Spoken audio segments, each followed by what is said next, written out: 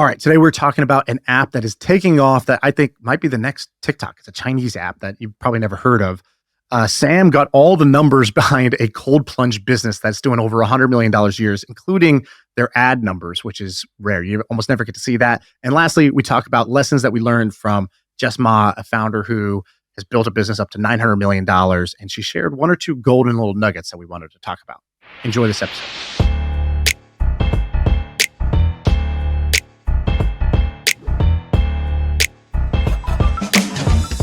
All right, let me give you an update on something. So we had, I take a lot of pride in the fact that we've had some people on here right before their fame arc really took off. We had Brian Johnson on here.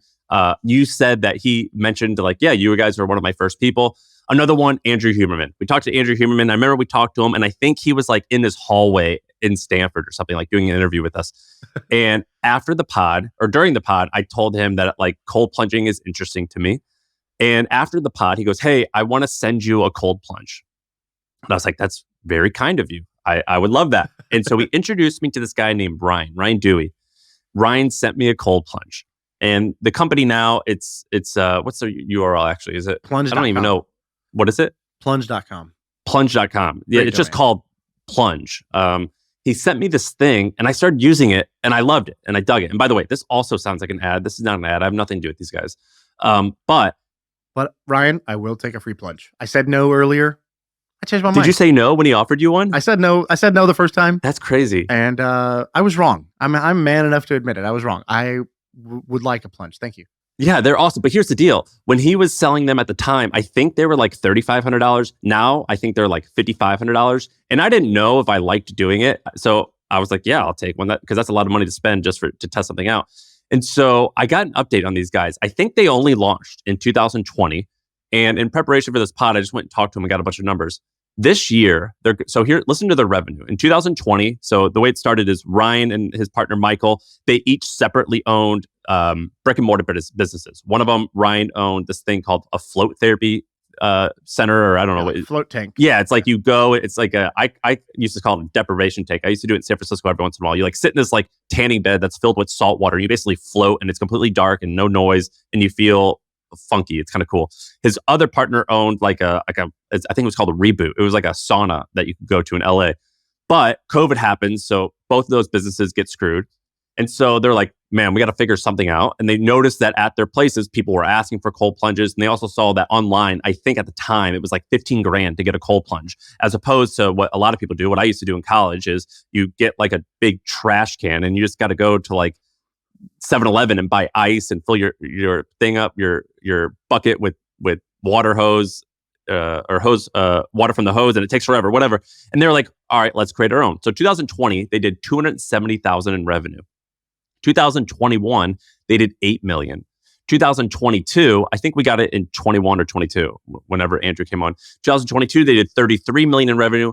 This year, 2023, they're doing around $10 million a month, and they're going to surpass $100 million in revenue off freaking cold plunges. Insane. It's wild. Insane. And the way he told me they got started was they basically DM'd Aubrey Marcus, who's this health guy on Instagram who owns On It, and they were like, "Hey man, we'll come to your house and just set up a cold plunge for free."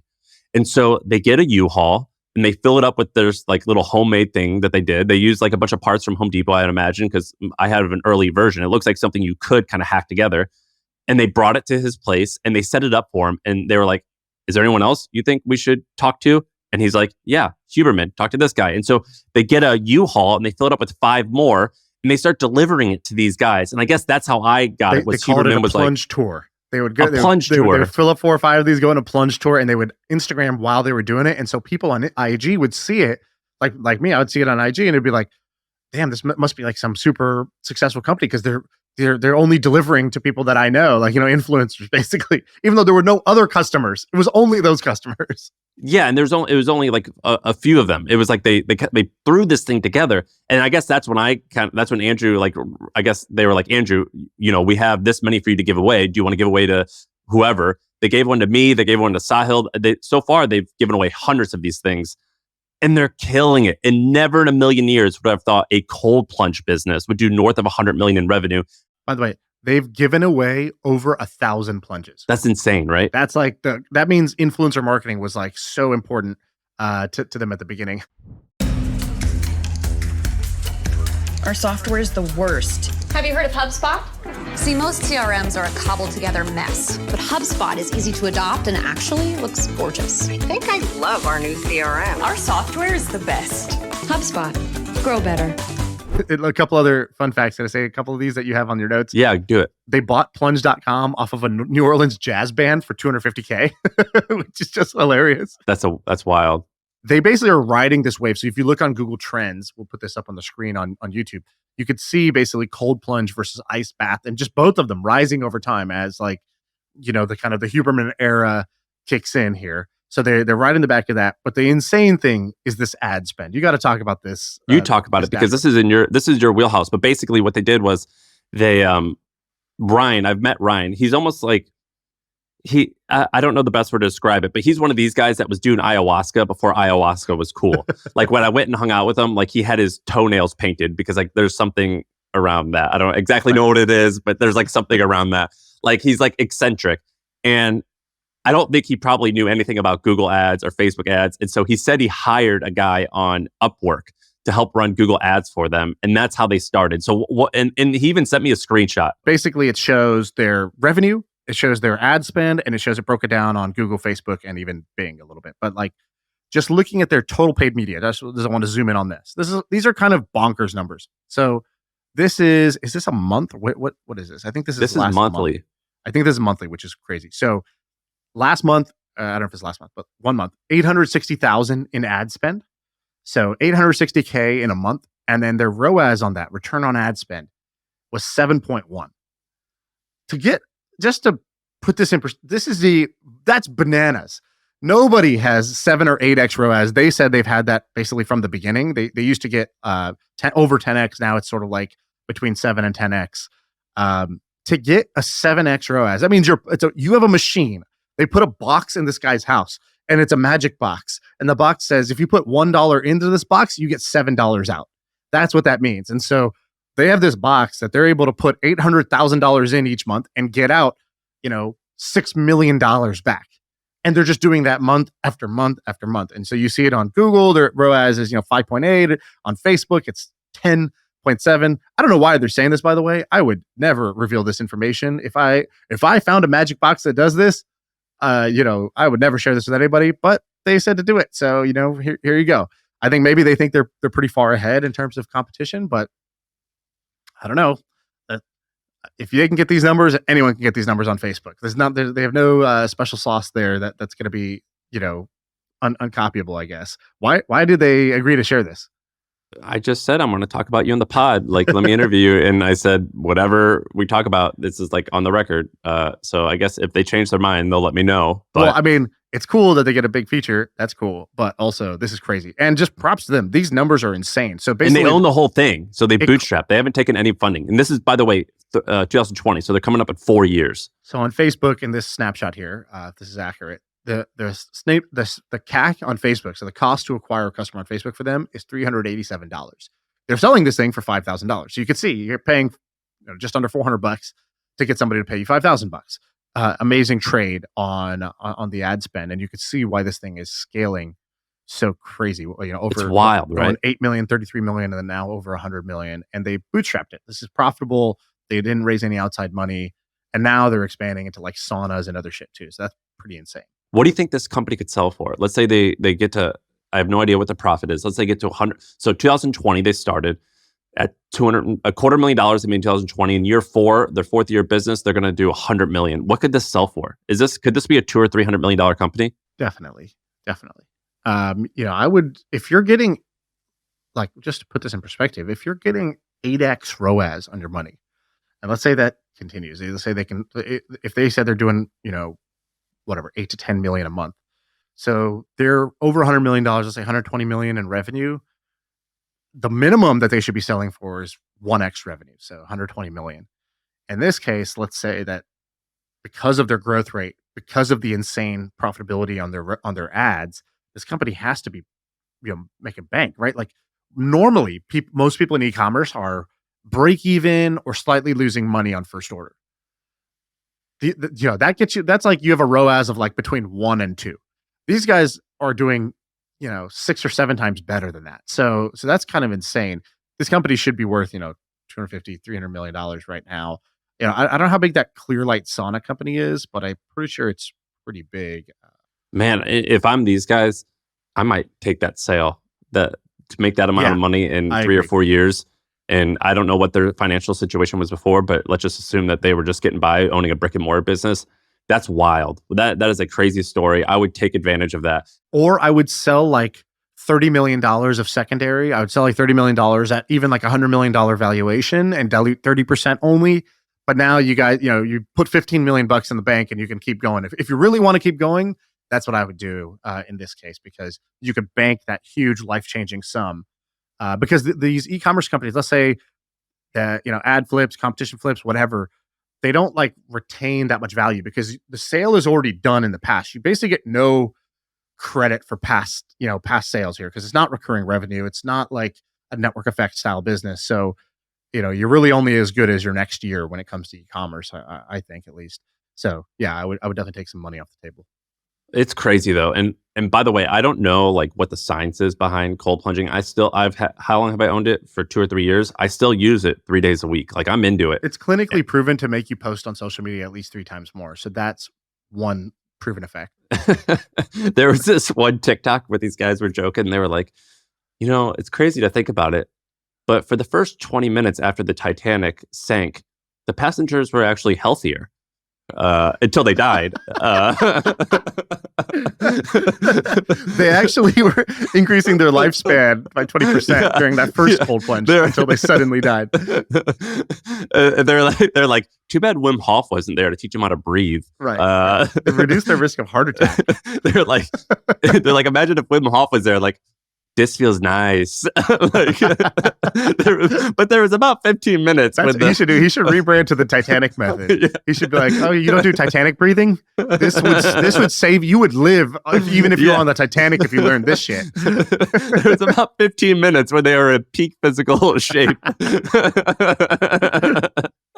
Anyway, that's the update on Plunge. I finally got an update on them. I'm shocked at how they're doing. I guess I'm not that shocked. It's a $5,000 product. I guess I'm shocked at how many people would buy into this. Never in a million years would I've thought this many people would buy into this and want to get cold however many times a week. So that's my update on Plunge. I got one thing I want to jump right into. It's something that's been on my mind. It's been grinding my gears. It's been a little itch I need to scratch.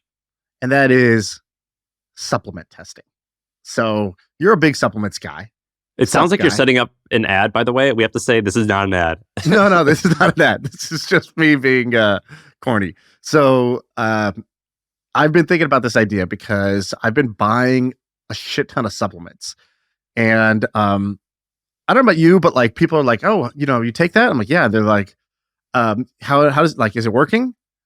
I'm like, how would I know? It's a supplement. You never know if a supplement's working, right? Like, I personally feel that way. I don't know if I'm just not in tune with my body. When you take stuff, do you have like a clear, like this is helping me versus this is not when it comes to actual like supplements?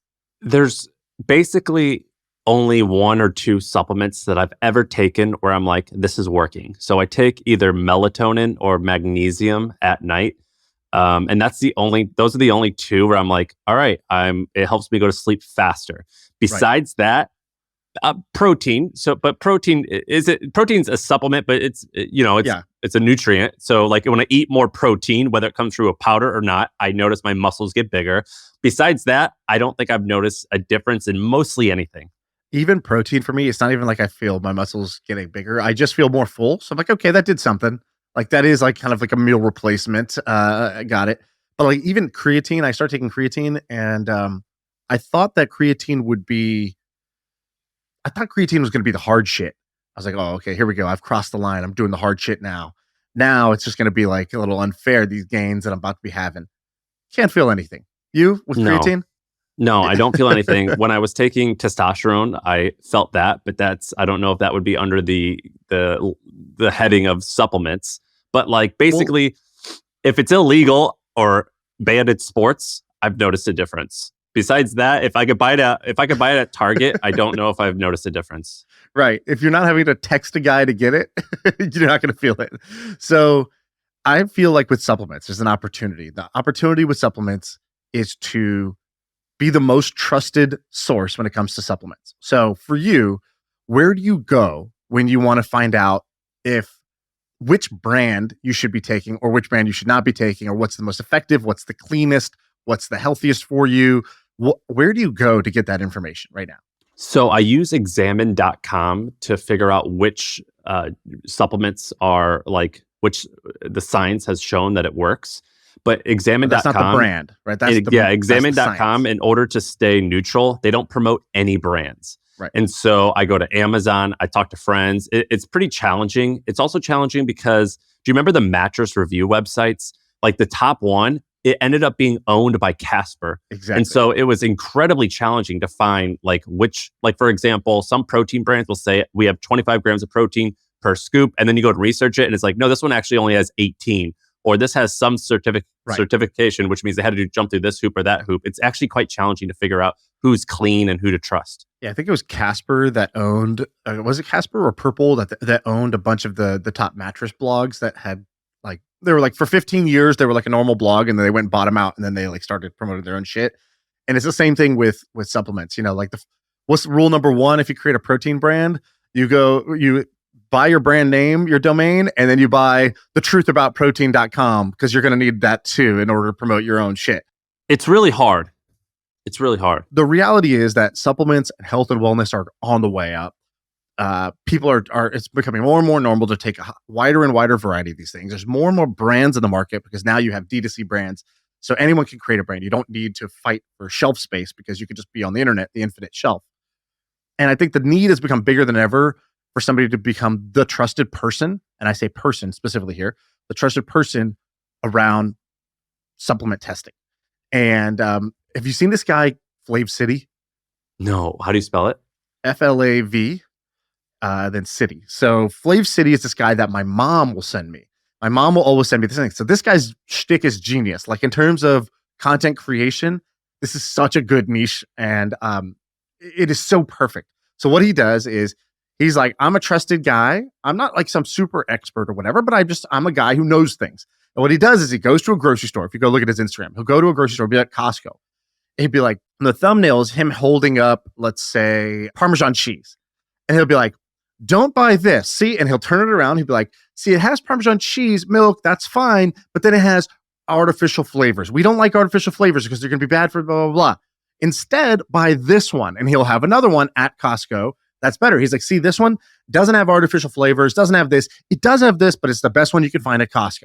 So he's doing it right now on Instagram. He's doing it for veggie straws, which is like those potato chips that are like, whatever, they're supposedly made out of vegetables. He goes, this is bad for this reason. Here are some here are some better ones for you. Lesser Evil Power Curls, Siete Puffs, Jackson's Sweet Potato Chips. And he looks at the back of veggie straws and he tells you what's wrong with it. Right. And I'm giving this to my kids, right? Veggie straws. Oh, that's better than chips. It's veggies, right? And it's like, so he just debunks a lot of things, and he's got his whole thing. He's very high energy. He does mainstream products that are in shopping stores, and he'll be like, "This one, Bobby approved," and he's like, got his own little shtick where he's like, "This is Bobby approved," and he's basically Doug DeMoro, but for packaged goods instead of and cars. He has 2.5 million followers. That post of the veggie straw ones that I just said has 25,000 likes. Exactly, because it's super forwardable. Because as soon as he says something and you know somebody who eats that, you share it with them. And then he becomes a trusted source. He's not selling you anything. He's just telling you better and worse. He's telling you what to avoid. Or he's like, okay, it's the holiday. He's got one, holiday booze haul. It's like, these are the things to buy and don't buy when it comes to booze. Or farm salmon. Is farm salmon good or bad? And he just uses the like thinker emoji. So you're like, oh shit, is there something I need to know about farm salmon? Is that not healthy? I thought that was. He's got another one, Ditch the Goldfish, right? So he's taking these popular products. He's doing this. So I think this is genius. I think more people should literally just copy him because there's room for more here. And you could differentiate by being, a mom who's going to be trusted by moms and do more mom products than what he's doing. Or you could be a meathead who's doing more protein, gym bro type of content. That's kind of what More Plates, More Dates is doing But I think this format is beautiful. So let me just tell you about this opportunity. Okay, so here's how I'm thinking about this. Do you know Consumer Reports? They test like every product, ellipticals and coffee machines and whatever else. Do you know about the company itself, Consumer I Reports? do. We brought them up. I'm not gonna steal your steez here, but it's wild. It's wild. Well, they're a nonprofit. Do you know that you could give me an accurate guess? You don't have to give me the homie guess where you guess low just to make me feel good. Give me what you think the real guess is. Their revenue per year. Do you know? 100. Almost 300 million a year. 289. That's insane. Like It's crazy, So, right? And it's it's all a subscription nonprofit. revenue. What's that? It's all subscription revenue too, I think. Yeah, I don't know the exact mix, but it's a nonprofit, so you can actually go find a bunch of their stuff. And they have like 250 million of assets on their books, which like nonprofits are famous for like having, high revenue, high expenses, and then just like a lot of assets on the books. And so You have to spend $60 a year in order to get access to their articles. and it's old as hell. Like you go there and literally like the website looks old. Like when you see videos of people from like the 90s or the 80s, and it's just like the haircuts are old, the fashion is old, it's all old. And like these people have 80s haircuts. And I just realized when I saw this, it's time for a new Consumer Reports. JD Power does this for cars, right? JD Power, what is it? JD Power and Associates? I don't know who these people are. I don't know what they do. 240 million a year in revenue. So I think there's an opportunity to create the new age Consumer Reports or JD Power around supplements specifically. And I would do it in the TikTok format. So what Flav City's doing, I would do it that way. And I would test every single product and I would test it in a scientific way that people can't. So they claim that it has this many, grams of protein per scoop. Let's find out. Truth or dare, right? I dare you to have the amount of protein you say. And you do a little 15-second, 30-second video that's kind of, talking about each one of these products. The beauty of short form video is Mr. B said this to me and I kind of was like, I never really thought about this before. He goes, for the first time ever, short form video is the only content format that can be posted on every social network at the same time. I was like, what? He's like, yeah, basically, let's take, Instagram is a single photo that's filtered. Cool. You could post that on Instagram. You could kind of post it on Facebook. You might be able to post that on Twitter, but it wasn't the native way of doing things. And, but you can't post that on Snapchat in the same way. Like you can't do that. But with short form video, you can literally get on TikTok, YouTube, Instagram, Facebook, Snapchat, every single social network is compatible with short form video, which means short form video is now the dominant content format to be creating it. And I think if you do this, you could go across all of them. You can't monetize that. So typically there's basically two ways that maybe there's three. There's two main ways you monetize this. So there's affiliate, which is wirecutter.com. I've got I know a guy named Dennis who started bestreviews.com. He sold it for $110 million to the worst named company on earth. It was called Trunk, which was, it's basically the company I think that owns LA Times. And he sold it for $110 million after Trunk should definitely be like a women's jeans brand that's like Trunk, all about your butt or something. Yeah. Trunk is a horrible name. It's got junk in the trunk. You know what I'm saying? Like it's a really bad name. It's one of those names that sounds like a noise. And so they sold the Trunk, I think after 4 years, and they monetized it the same way as Wirecutter. So it was through affiliate, but Wirecutter's one of the few, I think NerdWallet does a good job where they do trust, where for some reason I still trust them, even though I know they're getting paid per click. Right. And then the other one, which is harder to pull off, but a way better business is subscription. And that's what Consumer Report does. You know why Wirecutter, I think, has that trust, even though they're clearly pushing, they're clearly making money off the recommendations. Why? I think it's two things. One, it's like good design and copywriting. So it feels like a person is talking to you and it feels like it's like clean. Same with the points guy. They're not saying who's the best. What they do is they say best on a budget. This is the one we recommend. If price is no problem, this is the best one period on the market. And then kind of the most common popular option is this one. So instead of it being here's our favorite and it's the one we're getting the best kickback on, they kind of give you options of like, depending on your situation, we think this is the best in that situation. And I feel like for some reason that changes. And then it's like, we make money, we get an affiliate on each one of these, but like they're all equal. We're not saying one is better than the other. We're saying one is better in this situation. So I think that And one helps of the reasons why I think they do that is I know the founders of NerdWallet. And if I remember correctly, so nerdwallet.com/best-credit-card. So that's one page. If I remember correctly, so basically their whole business model was to make that page rank number one in Google if you search best credit card. And for a long time, that one page was making like 40 million of their like $45 million a year in sales. And then they were like, all right, now we need to do best credit card for students, best credit card for fixed income people, best credit card for your first time credit card. And they had to diversify because nerdwallet.com/best credit card was getting all of their sales. It was that and their whole company strategy was write articles that get linked back from like usanews.com or Business Insider or whatever, get high quality links, and then in those articles link back to /best credit card. It was a pretty wild strategy, and it worked, or it's working. Yeah, you basically want to write articles that get links so your overall domain authority goes up, but then you got one or two moneymaker pages, and those are the pages that you need to be the number one search result for. The way you do it is by creating all this goodwill around the other pages, this sort of SEO goodwill. So I think you would think that short form video is hard to monetize, but that's not what you're monetizing. You're not monetizing the short form video. You're monetizing the trust. So today, who is both the most trusted voice in science and supplements and the man most likely to be in Sam's fantasies? Yeah, my husband, Andrew Huberman. Exactly. Yeah. And as a, what do they call them? My Huberman husbands or something like that? Yeah. What did they say? So I posted a shirtless picture of him, and he's like, and I was like, people were like, what did they say? I'm Huber's man.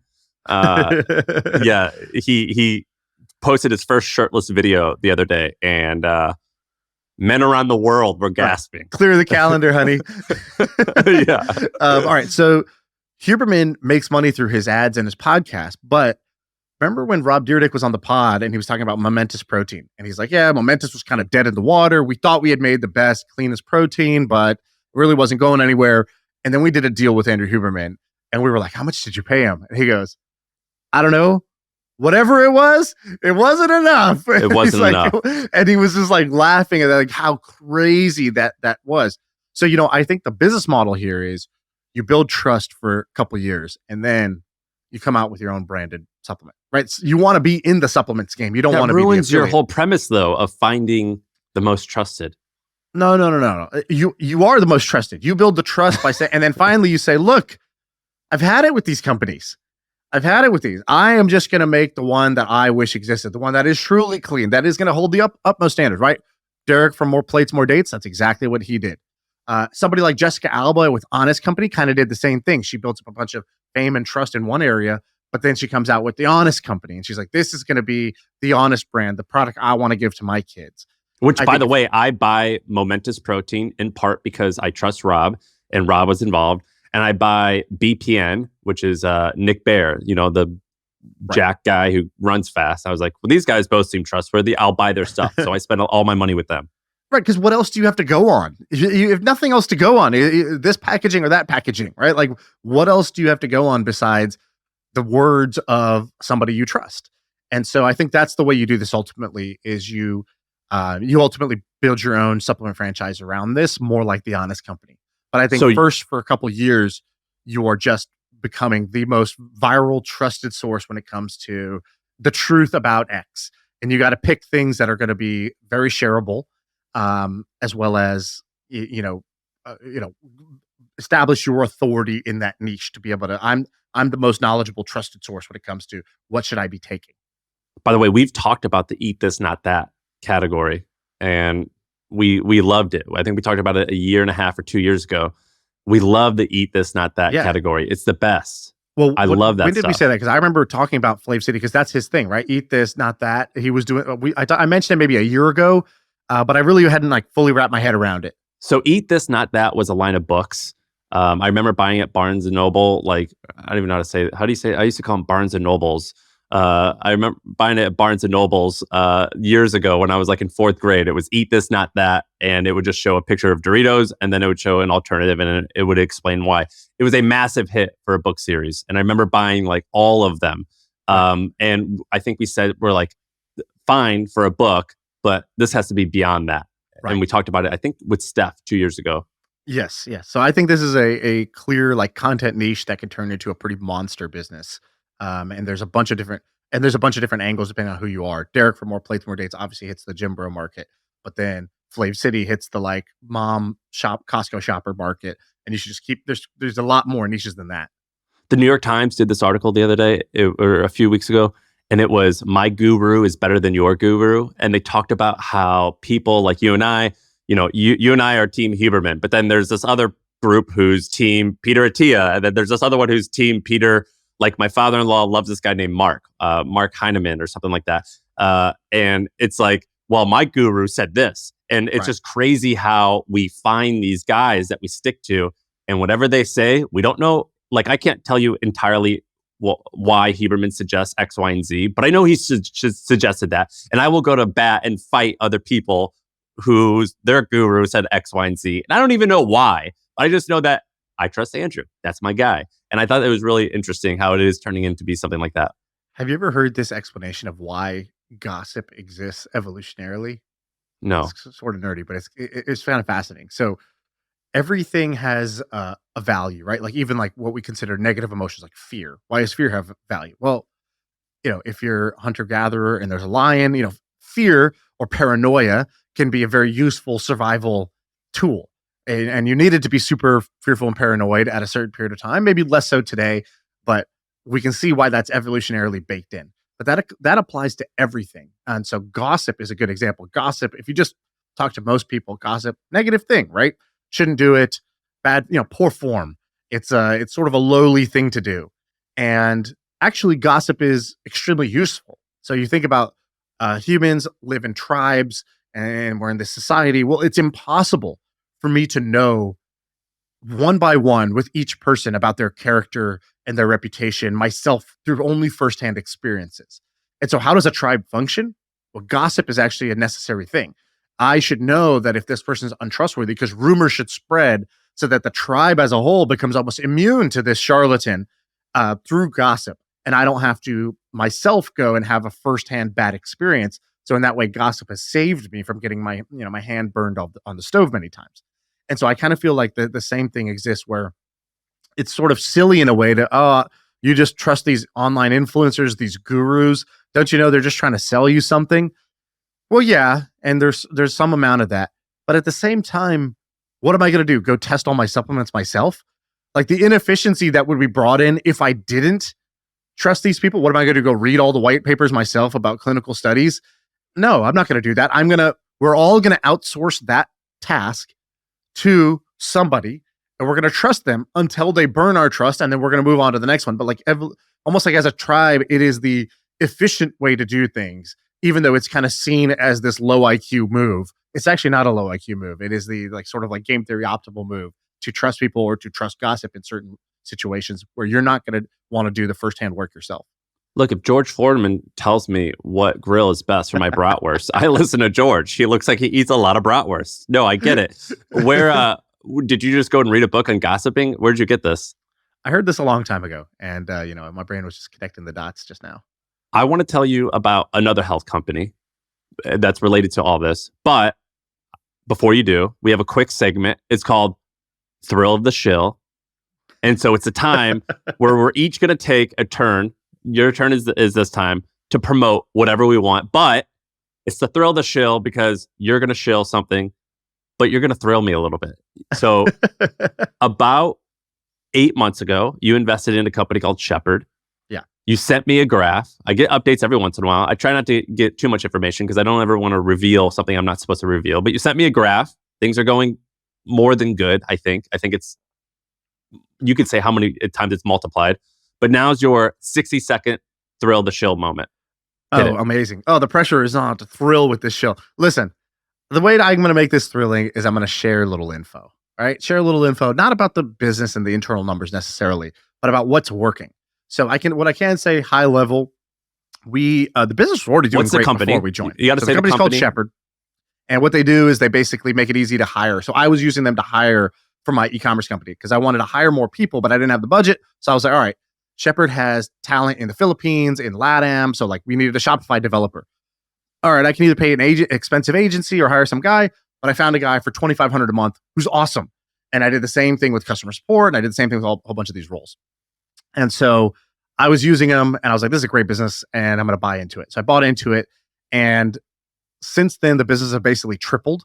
So we've tripled the business in 8 months, and the business was already doing well to begin with. So that was kind of like way exceeded expectations. Now, what actually worked? Well, when I joined, I thought, all right, boys, I'm coming in hot. I got ideas. I don't know if you've heard, I got a business podcast. I think I know a thing or two about business. Why don't you listen to my ideas? And I had all these like exotic ways that I thought we could, make things better. And the reality was the big lesson, the big takeaway here was a lesson that I had heard early on in the podcast. There was a guy who came on this podcast. I don't remember his name, but he has this bag company, Peak Design. I forgot his first name. Sorry. But Peak Design. And I was like, dude, you sell like $80 million worth of this like camera bag. What the hell, man? Like, what was your growth hack? What's your secret? And he's like, oh, dude, I used to listen to all these business gurus and they talk about this like advanced planning and like, like long-term thinking and super strategic stuff. He goes, to me, business is the 6 inches right in front of your face. And I was like, what? And I was like, this is also the speech from Any Given Sunday. And he's like, yes, business is the 6 inches in front of your face. And you just got to keep knocking out the 6 inches. And so when we were talking about Shepherd, it was like, all right, well, cool ideas, Shaan, but like, what's the 6 inches right in front of our face? And we basically did one thing that really, really worked. And the one thing that really worked that was not expected for me was they just did a very simple analysis. They go, how do we get more of our best customers and less of our worst customers? Which is, I think, an exercise anybody should do. Like, did you ever do this with either advertisers at the Hustle or like for Hampton? Like, did you ever define, like, bucket out, like, who are the best customers, who are the worst customers? Because the worst customers take up 80% of your time. Basically what happens is you get in this habit of where you're just like, I'll take any customer and take any money, whatever. I'll just do whatever. And then you get all these shit people. And then you're like, oh my God, this sucks. Like this guy takes so much time and I don't even make that much money from them. I have to learn, who do I fire and who do I go after instead? Exactly. And what most people do is they do it at the beginning, which I think is the wrong move, because at the beginning, you don't really know.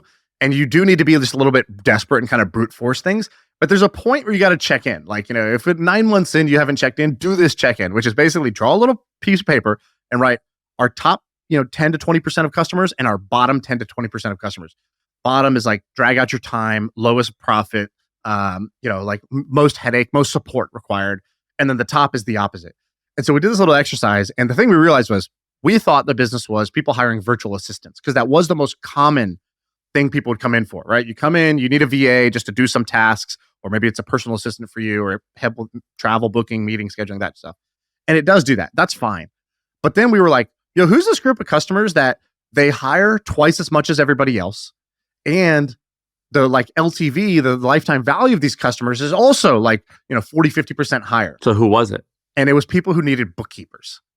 I was like, what? And they're like, yeah, bookkeepers. And they're like, the reason we didn't see it is because it's all concentrated in certain spikes. So basically, bookkeepers, everybody hires them after tax season.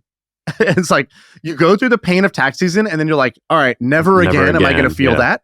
And so you're like, companies will basically hire a bookkeeper. Like, dude, it was such a mess, such a time suck this year. We just need a bookkeeper. And we're like a small business. We don't need like a fancy bookkeeper. Let's hire an overseas bookkeeper. And so they do that.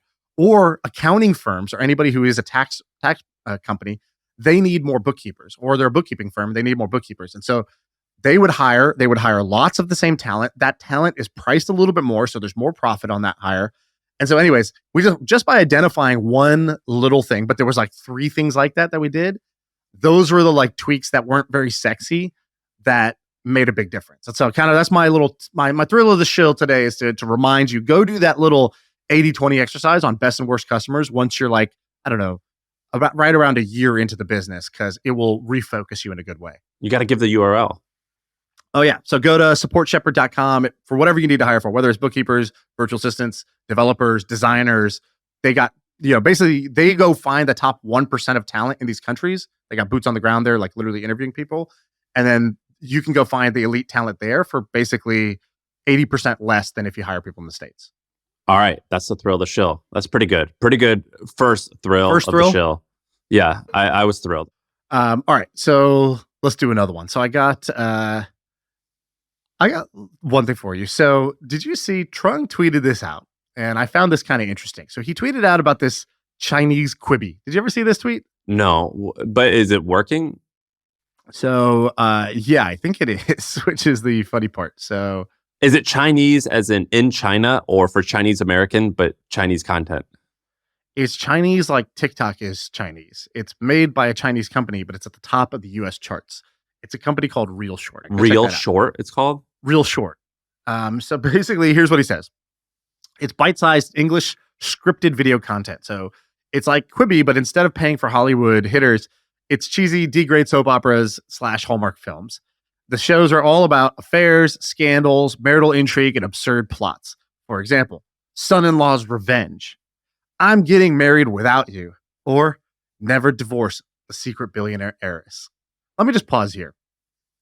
I'm in on Real Short. Okay, that was all I needed to hear. This smells like a winner to me. All right, so I like this general concept: short video that's scripted versus just like people's TikToks.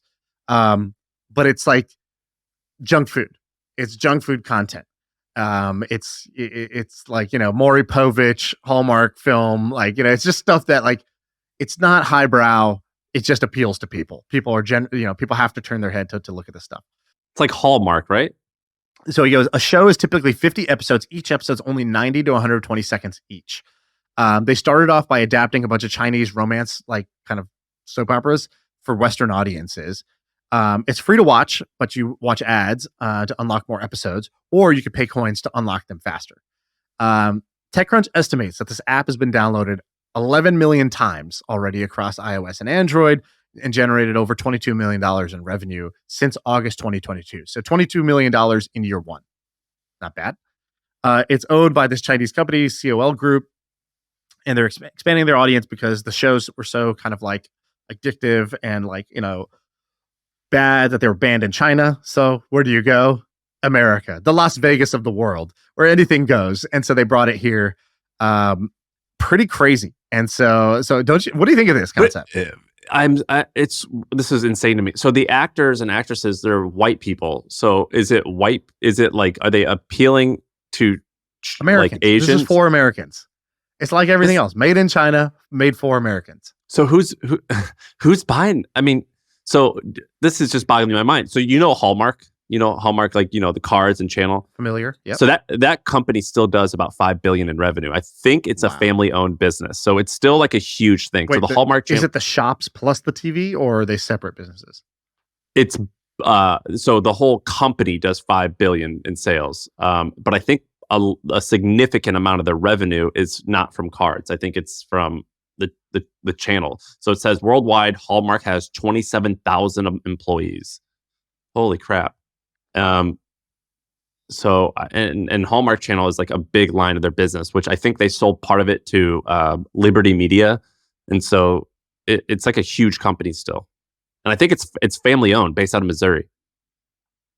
Yeah, that's great. Okay, so Hallmark's great, so you're in. It just tell me you're in. So a few years ago, I've told this before. My friend Ramon and I ran a test where we created this book called Captivating Claire. I think that's what it was. Was it called Captivating Claire? And basically, Ramon ran a soap opera website, and he had this guy on his staff that loved to write short stories, and they were erotic short stories. And what we did was we created a WordPress blog, and I think we called it shortbutromantic.com. And basically, over the weekend, he wrote a story on a Friday. On Friday night, the WordPress blog was made. And at the very bottom of the WordPress blog, it was basically just one page of a blog post. And it said, we hope you enjoyed this first iteration of Captivating Claire from Short But Romantic. If you want to see part 2, here's a PayPal link. It's $10 a month. Sign up, and we will mail you the part 2 of the story next week when it comes out. And we used Fiverr, and we got a narrator to do it. This whole project took $400. We drove traffic for it. The next day on Saturday, we had like $300 in sales. And we were like, holy crap. And if you look up the blog, you might have to use Web Archive to do it. but because I think we took it down or the domain expired. I remember reading it. If you look at the blog and you go to the comment section, you'll see these people were obsessed with this. They were like, oh my God, Claire did this. I can't wait to read part 2. And it was mind boggling. And then on Sunday, we were like, we don't really want to be in this business. Like, this doesn't really fit our interest. I think he still should have done it. Well, he was going to. Ramon was going to do this business. We had both invested in him. He was about to do this business, and then one of his other businesses kind of took off. So that became dog ramps took off. But he was like really dead set on this, and I was like, I don't know. It seems like it could be pretty great. And this ReelShort is proof that idea, I think, was onto something. I was amazed at young women and what they wanted to buy. Me and you were undoubtedly, we're trying hard with this channel. We go every week. We work on this channel. We have YouTube, and it's growing. We're doing great. Small and mighty. We've been climbing up the charts, and in about a year, we got to about 350,000 subscribers. And when we really knock it out of the park with a great episode, we might get a few 100,000 views. Well, just go look at ReelShort on YouTube. So somebody started uploading the ReelShort episodes, but like episodes 1 through 20 together. So ReelShort Romance, 330,000 subscribers. They posted a video like 2 months ago, and it has it's the double life of my billionaire husband. 3.7 million views. Go look at the comments. It's exactly what you're talking about. Christine Joy says, I hope there will be more video from these two. The chemistry they have. Heart emoji, prayer emoji. Dude, and they're not even optimized. They have a ReelShort watermark on them, and it's vertical video. Yeah, exactly. And then another person's, Jolyn Bongo 6996 says, oh, I watched this on Facebook Reels and I got hooked by it. I love the story and the cast. Good job, guys. I can't wait for the next episodes. And there are thousands of comments in this comment thread that are all about, I can't wait for the next episodes. I love the storyline. This is better than Hollywood. Oh my God, I'm hooked. This is working. And this is, what is my take here? So my take is, number one, interesting business that I'd never heard of. Good job, Trung. I'd never heard about this. So I'm glad he put this on my radar. Second thing, the difference between a good idea and a bad idea is just a few small decisions. Quibi gets made fun of as a classic Silicon Valley idiotic startup. It's like, oh man, remember Quibi? It's like the butt of a joke in Silicon Valley. Yeah, this will be as successful as Quibi. Quibi, I think, was the right idea. Small micro content, like TV shows shrank down, I think can be really successful. The problem was they raised $2 billion and spent it all on like really high production quality stuff that wasn't that juicy, never got people hooked.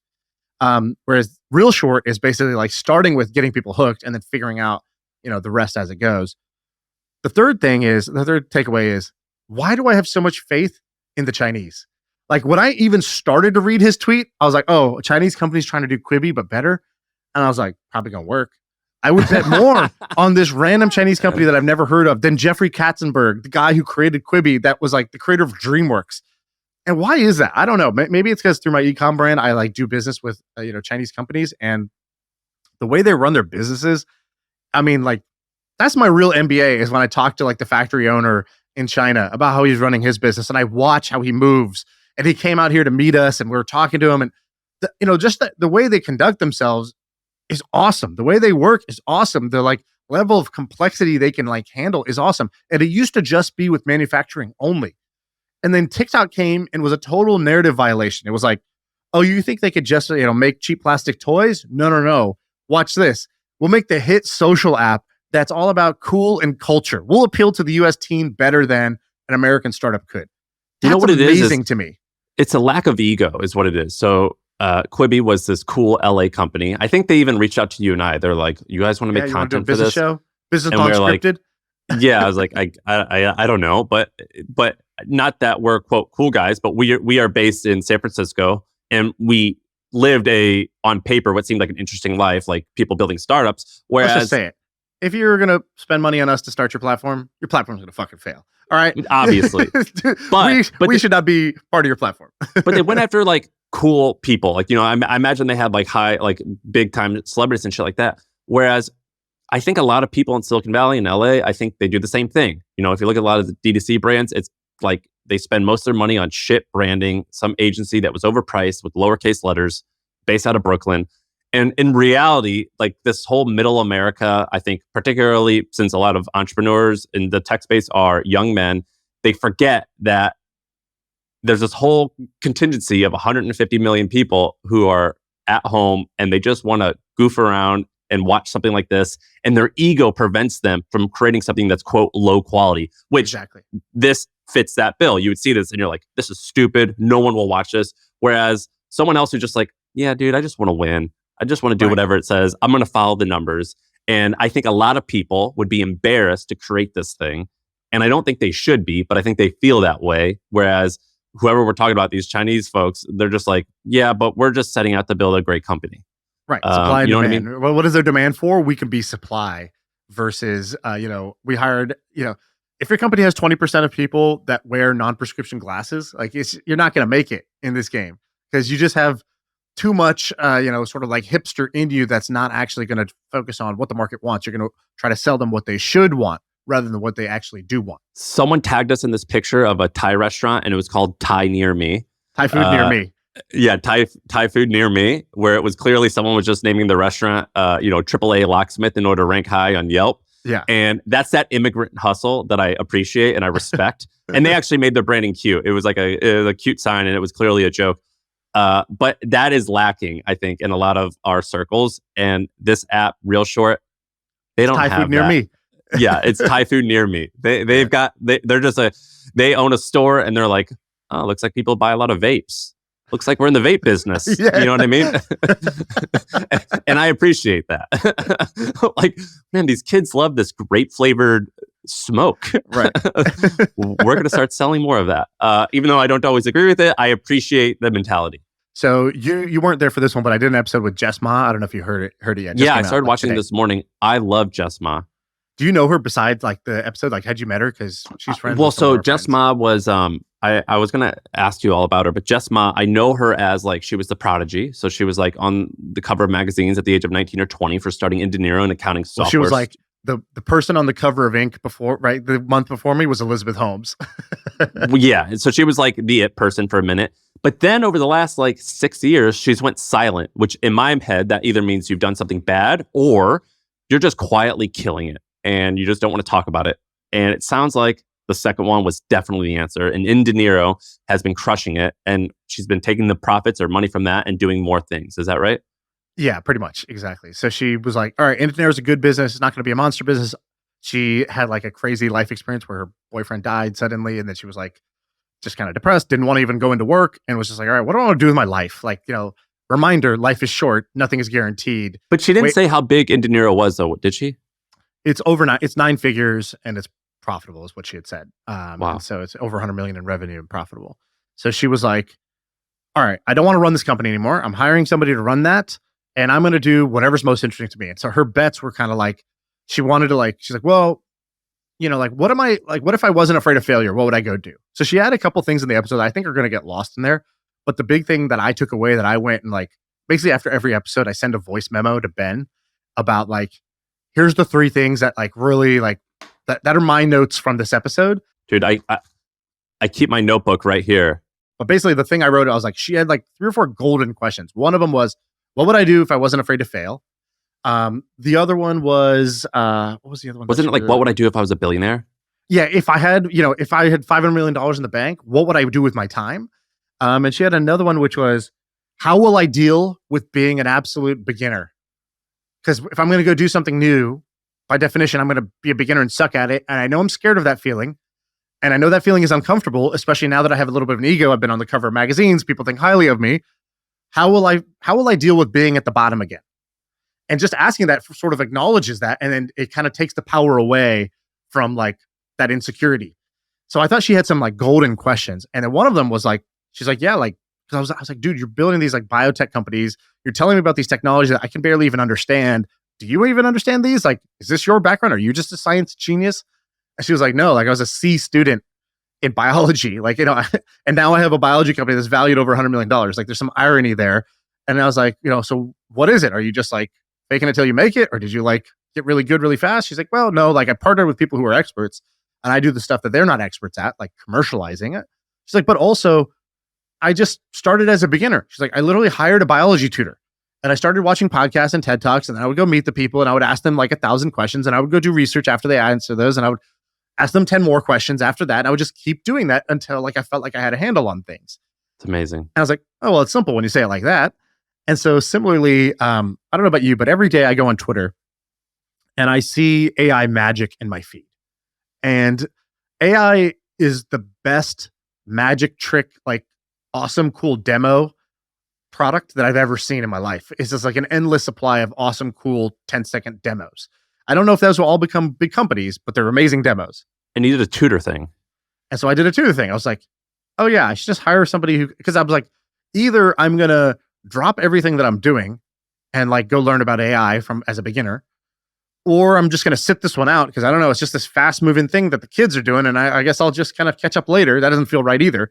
So I was like, why don't I do this? I was like, I put out a tweet that was like, well, if you're somebody who plays around with all these tools, knows how to use them, I will pay you $500 an hour. I'll pay you whatever, 500 plus an hour to just sit with me a couple times a week and just show me, just teach me about these tools to save me the kind of like 10 hours of fumbling around I would be doing myself. How many emails did you get?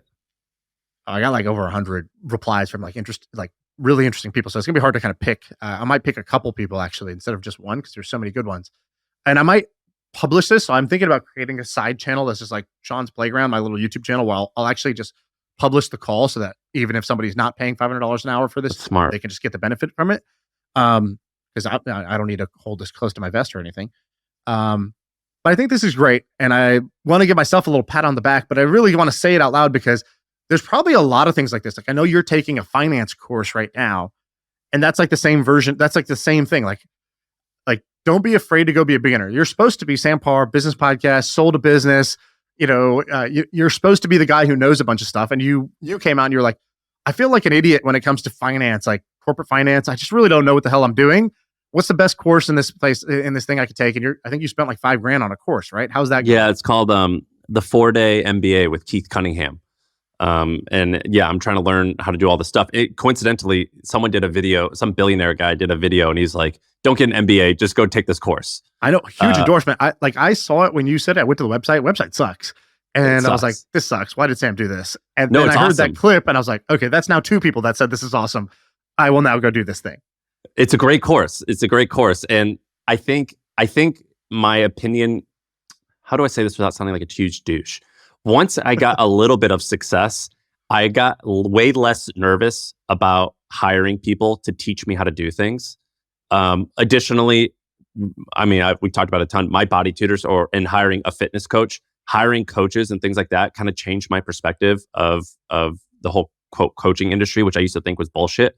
No, like having people teach me how to do stuff has kind of changed my life a little bit. And this course is awesome. I have nothing to do with it.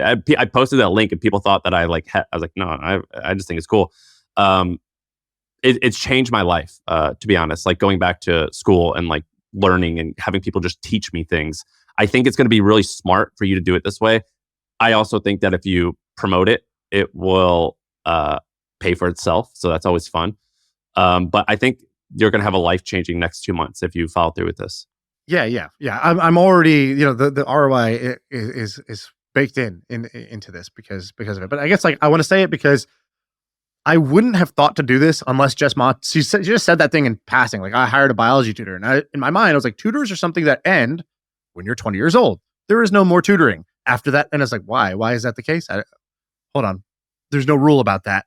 And there's probably other people out there who kind of could do something similar. So, anyways, I said it out loud mostly because if you're the 1% of people that hadn't really thought about this but could benefit from it, like do it. Do you know really what I want to do is what I wanted to do was I wanted to take one of those 2-week MBA courses at Columbia or Stanford or something like that.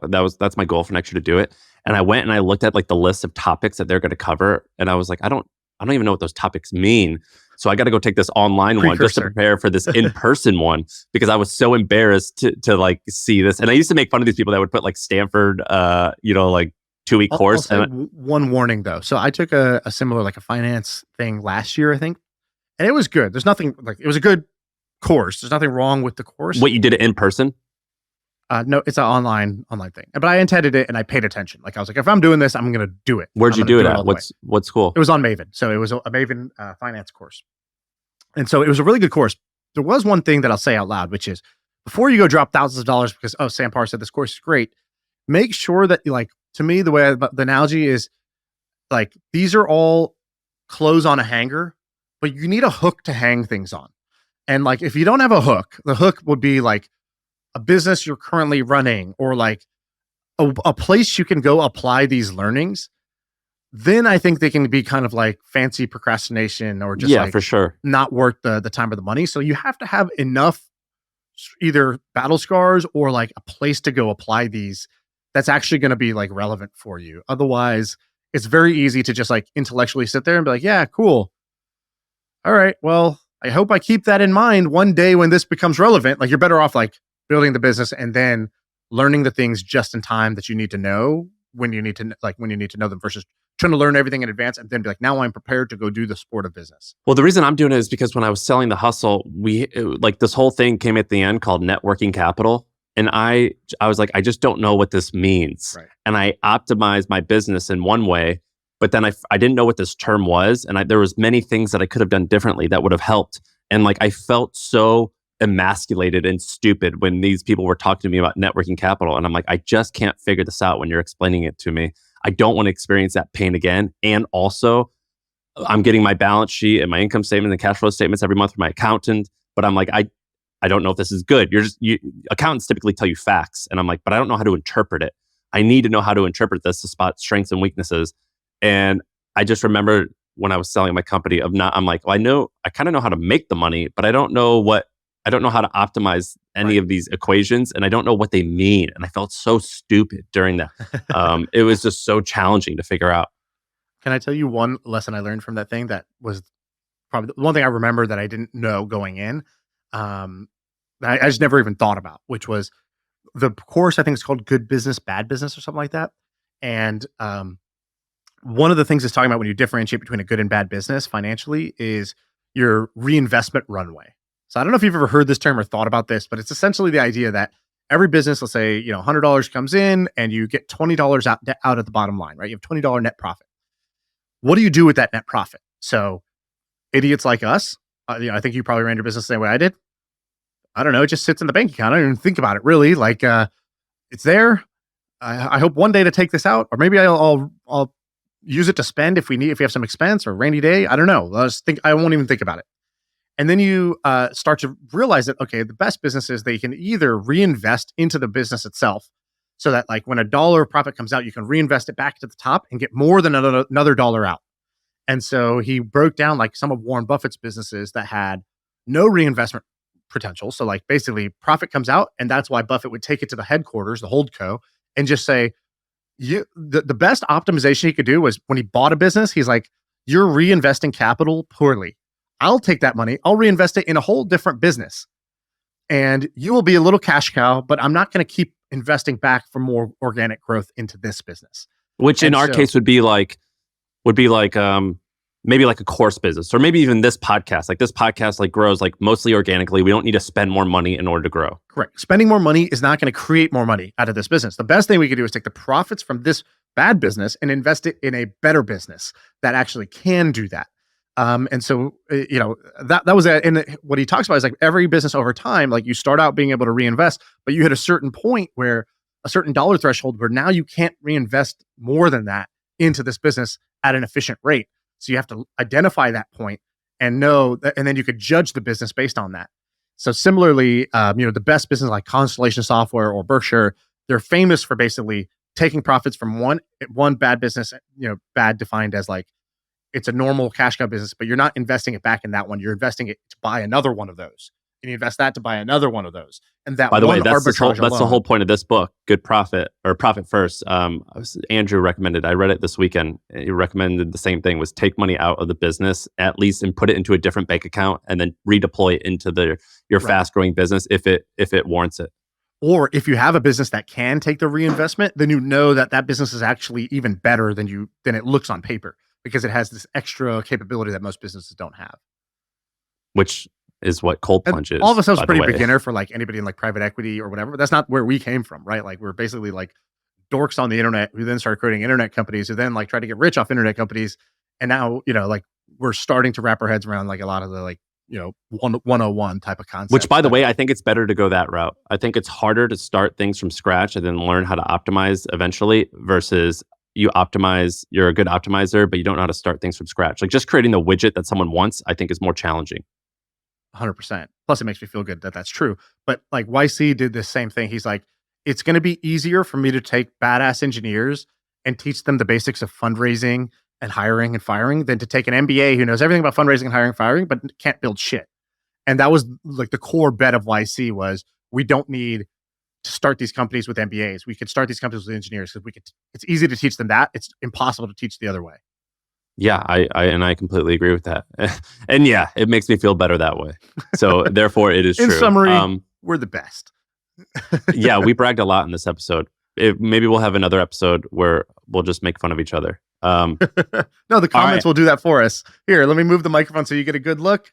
Here's my face. Here's my hair. Here's my body. You can hear my voice. I stutter sometimes. Whatever you got. Go ahead. Hit us in the comments. All right. That's the pod.